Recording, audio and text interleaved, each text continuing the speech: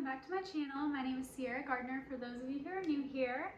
I am excited for today's video. As with all of my videos, I feel like I always started off that way. Today's video is something I'm very passionate about. If you know me, you've heard me use this term a lot, and just try my best to do this with people.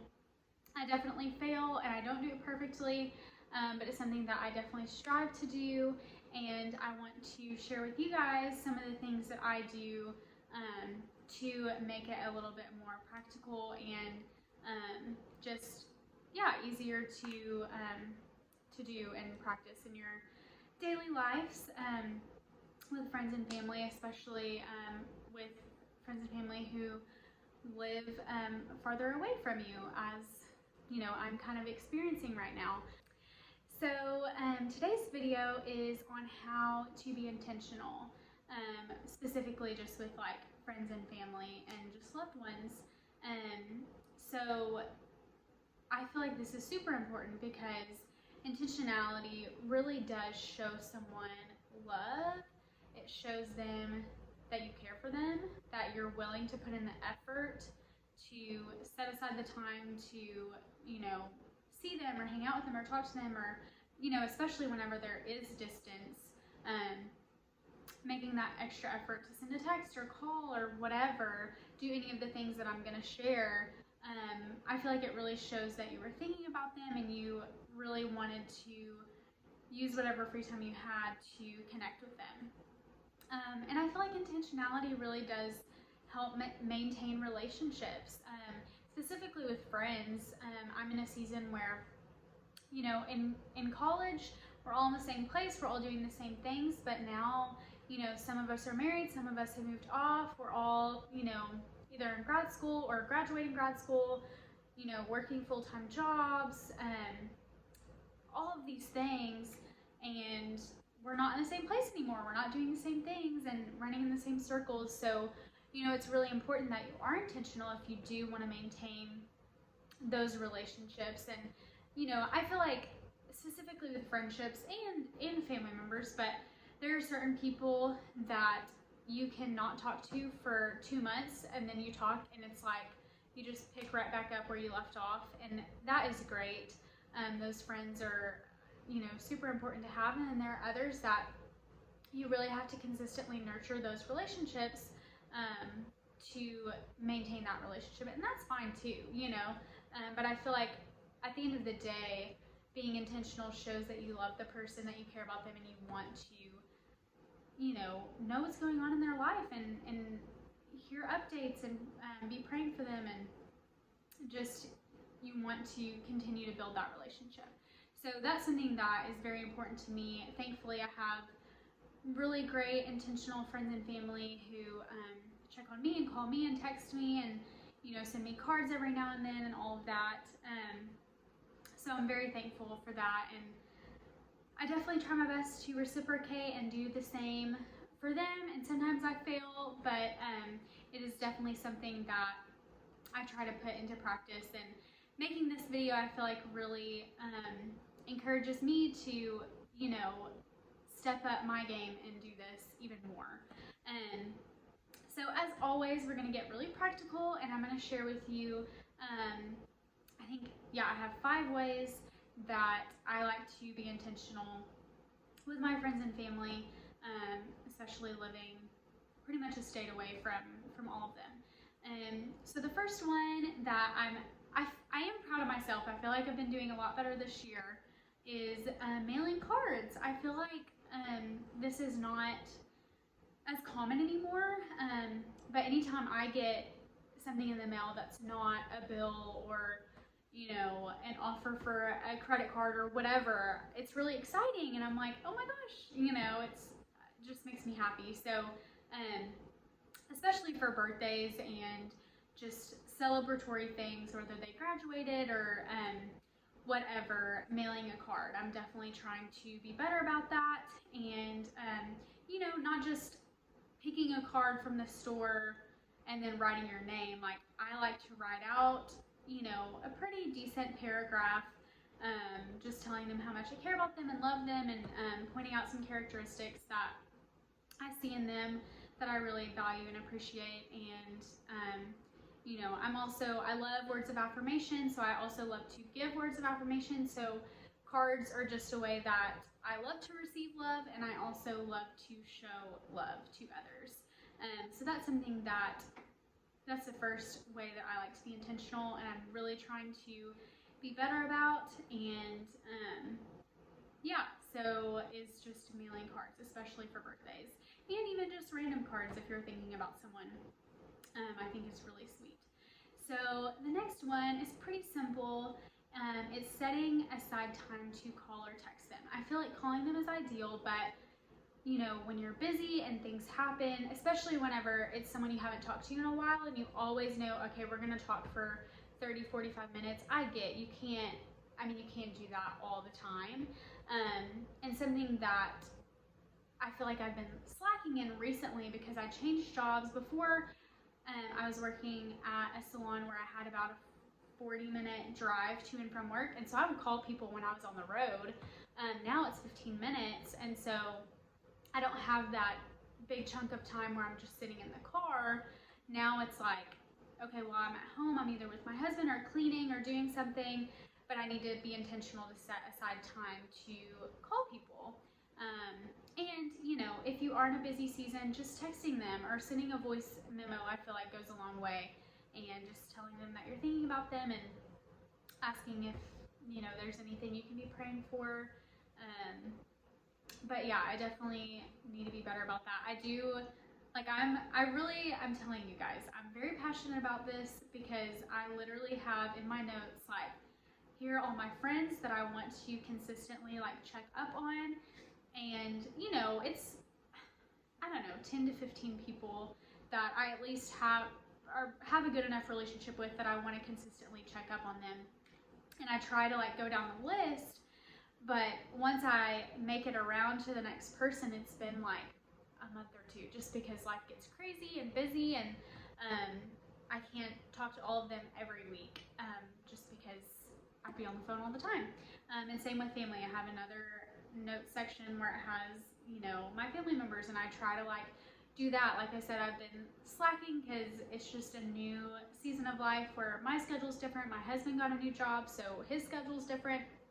We're just adjusting with that.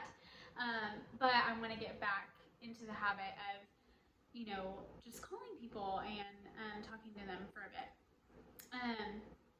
So the next one, this is something you can do on your phone call, is asking really good questions. I feel like this really speaks volumes, and it's something I really try to be good at with everybody, but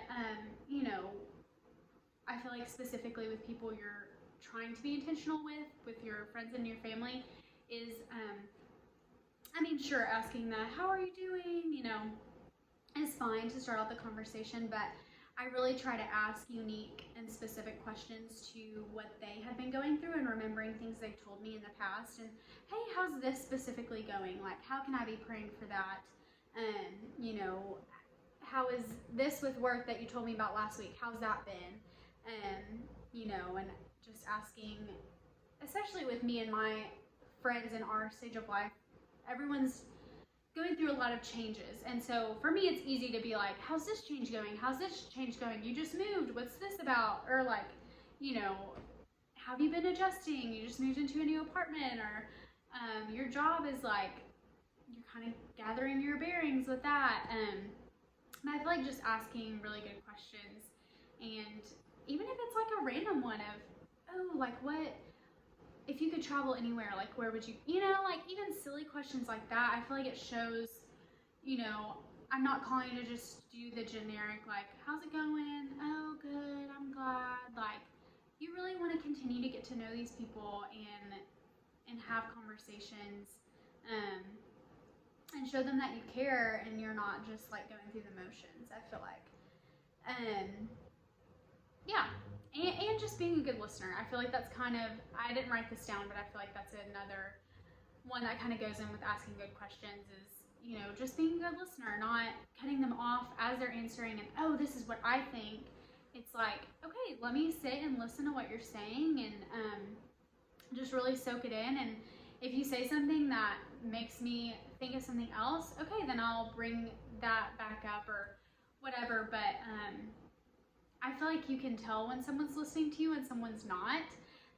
And so for me, it really means a lot when people listen to what I have to say. And so I really try to do that with other people, especially when you're with them. You can tell if they're glazed over, they're not looking at you, or they're on their phone, making good eye contact. And those nonverbal cues, I feel like, just speak volumes. This kind of goes into my next one, which is putting the phone away when you're together. I know I'm in the generation where we're all about our phones, we're all about social media, and it's really easy, when you feel like there's nothing to talk about, you just get on your phone. Which for me now, because I live a state away, when I do see my friends, we typically aren't on our phones because we haven't seen each other in a while, and it's like, oh my gosh, let's talk about everything and catch up, and oh my gosh, it's so good to see you in person instead of just on the phone or whatever. So that's not as big of an issue now, but it can be an easy default. And so I would just encourage you, especially if you haven't connected with someone in a while, to put away the phone, make good eye contact, listen, ask good questions, and save the phone for later when you're by yourself and you're bored, or whatever. And then the last tip that I have is to invite people into your life. I feel like I struggle with this sometimes because after a long day, I just want to come home and decompress and really not talk to a whole lot of people or host people or whatever. And I think you need to have good boundaries of like, okay, if this is how you decompress, if this is how you energize, is being alone and just kind of doing your own thing, then you definitely need that time. But also inviting people into your home, having them over for dinner, hey, come watch a movie. If you're going to an event with your husband or your spouse or by yourself, invite other people to come along with you. That way you're making memories together, especially being in a new place. I feel like my husband and I, we try to hang out with at least one couple a week, and doing something fun with them, whether it's, having them over for dinner, going to dinner, watching a movie, or playing board games or whatever. I think the only way you can really build strong friendships in a new place is by just making memories and spending time together and getting to know one another. So that's something that I'm trying to be better at. I know sometimes at the end of a long work week, you really don't want to see people and you don't want to host or whatever. But I would just encourage you, even if it's just one day every other week or something, I feel like that's a way to be intentional, and something that I appreciate, especially that I appreciated as a single girl in college, was I had some women in my life who were married and had little kids, who they would invite me into their home, with their kids running around and stuff, but I would sit and eat dinner with them and talk. And yeah, sometimes it was difficult to talk to them because so much chaos is going on, but they're inviting me into their life, and I'm seeing parts of their life that I wouldn't see if it was just me and them at a coffee shop. Like, I'm seeing the things that they talk about every day and how they interact with their family, and I'm learning from that. And that's something I want to be good at whenever Chris and I do have kids, is still inviting people in to our lives and seeing how we parent and how, our family dynamic is. And just inviting people into our messy, chaotic lives. So I feel like it's real and it's genuine, and you really get to know people that way. And I feel like people appreciate just the authenticity and all of that. So I feel like today's video was kind of all over the place. I have so many thoughts on this topic, and I feel like I really do try to navigate being intentional well, especially in this season.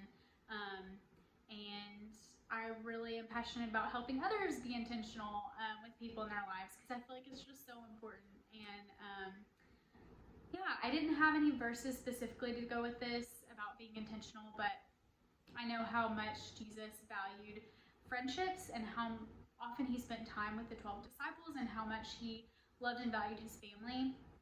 And, I just think being intentional with your people is really important, and it just shows that you love and care for them, and it makes for when they are going through a hard time, they know they can trust you and come to you, and you are there to help shoulder some burdens and just be someone to lean on.